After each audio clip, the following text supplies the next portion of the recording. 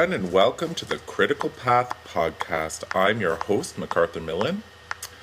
Today I'm going to be talking about the third entry of my path, which is an article by Besmer and Kress titled Writing in Multimodal Text, a Social Semiotic Account of Designs for Learning, and it comes from the journal Written Communication.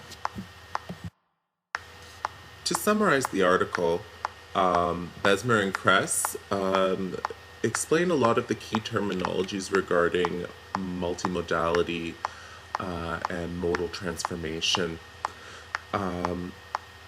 After that, they give examples of three transductions, and transductions are moving across modalities in the evolution of subject-specific textbooks from the 1930s to the 1980s and into the new millennium, including the introduction of online learning resources. I learned quite a bit from this article, especially about these key concepts of modal representation. Every mode has different modal resources. So for example, in writing, there's the syntax, the grammar, and the different lexical resources. But images have things like position, space, size, color, and they use, variations in these resources in order to express meaning through the mode. And so that would mean that each resource and each mode has different limitations. And so we can call these affordances for the mode. So each is capable of making meaning in different ways.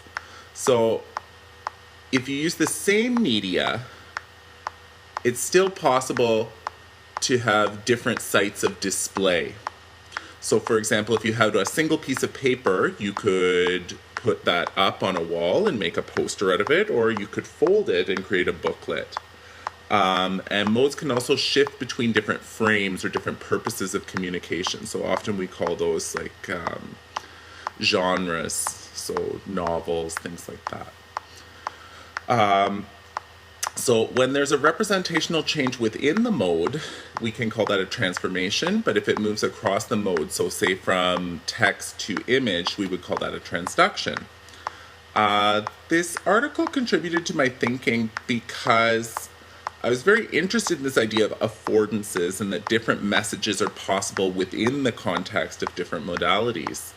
And so it was interesting to me to notice how trends and fashions in meaning making change as the designers create designs that leave the modality itself transformed.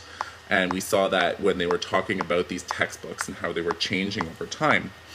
I selected this article because I wanted to know more about meaning making in this design for learning framework, and how when we're redesigning messages, we can move them through different modalities.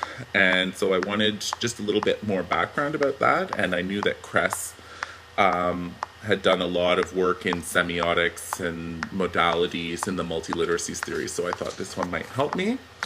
And next, I'm going to look at how multimodality and multiliteracies are changing over time.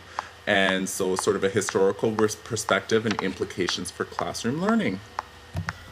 Thanks for listening to the podcast.